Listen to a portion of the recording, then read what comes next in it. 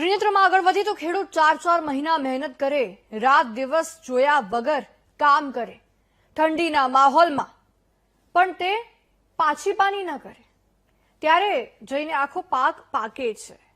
પરંતુ જ્યારે ખેડૂતના ઘરમાં પાક તૈયાર થઈને આવે છે ને, ત્યારે જ ભાવ ખાડે જતા રહે છે અને કાળી મજૂરી કરનારા ખેડૂતોને પાણીના ભાવે પોતાના પાક વેચવાનો વારો આવે છે.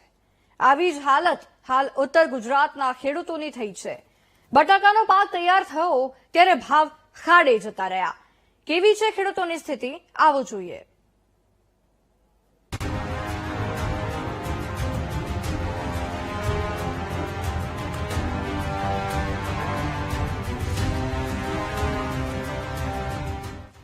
ખેડૂતનો દીકરો ન રાત જુએ ન દિવસ, પોતાના પાકને તૈયાર કરવા માટે તનતોડ મહેનત કરે, કાળી મજૂરી કરે, પરંતુ જ્યારે પાક તૈયાર થાય ત્યારે ભાવની મારામારી શરૂ થાય. હાલ બનાસકાંઠા જિલ્લાના ખેડૂતોની હાલત આવી બની છે. ડીસા અને વડગામ તાલુકામાં બટાકાનો પાક તૈયાર થઈ ગયો છે. ઉત્પાદન પણ ખૂબ સારું થયું છે, પરંતુ ફરી એ જ પડકાર, ભાવ તળિયે જતા રહ્યા. 20 કિલો બટાકાના 90 થી 150 રૂપિયા ભાવ. ગત વર્ષે 180 થી 250 રૂપિયા હતા ભાવ.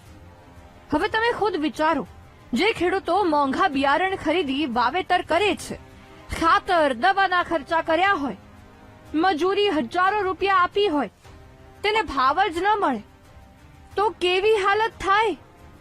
મહેસૂસ કરવા કરતા ખેડૂતની ચિંતા જ સાંભળો.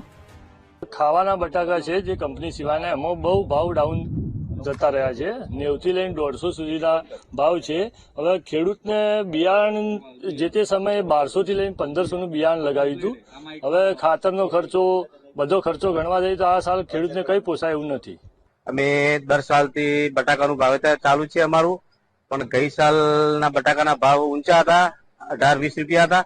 એની સરખામણીમાં આ સાલ બટાકાના ભાવ એકદમ નીચા છે. 8-9 રૂપિયા બટાકો વેચાઈ રહ્યું છે. બિયારણના ભાવ બી ઊંચા છે. બિયારણ ઊંચા ભાવે અમે લાવ્યું હતું 1200 રૂપિયે, અને ડીએપી ખાતર બી ભાવ ઊંચા ભાવે છે. એના કારણે અમારે બટાકામાં જે અમે વાવીએ છીએ અમારું નુકસાન જવાના વાળા છે. એક તરફ નવા બટાકાના ભાવ ખાડે ગયા છે, જ્યારે બીજી તરફ કોલ્ડ સ્ટોરેજમાં હજુ પણ જૂના બટાકા પડ્યા છે, જે માર્કેટમાં જઈ રહ્યા છે. તેવામાં જૂના બટાકા સામે નવા બટાકાના ભાવ તળિયે બેસી ગયા છે.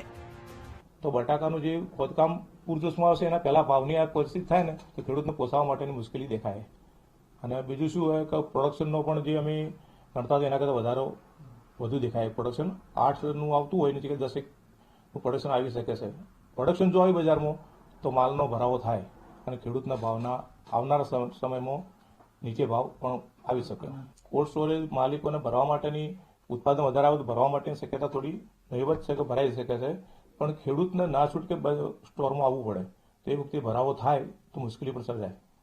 ભાવ ન મળતા ખેડૂતો કોલ્ડ સ્ટોરેજમાં બટાકા મૂકી શકે, પરંતુ આ વર્ષે ઉત્પાદનને જોતા કોલ્ડ સ્ટોરેજમાં પણ ભરાવો વધી જાય તેવી ચિંતા છે. તેવામાં બટાકાના ભાવ ખેડૂતોની ચિંતામાં કેટલો વધારો કરે છે તે જોવું રહ્યું. Mogji Patel, VTV news, Banaskantha.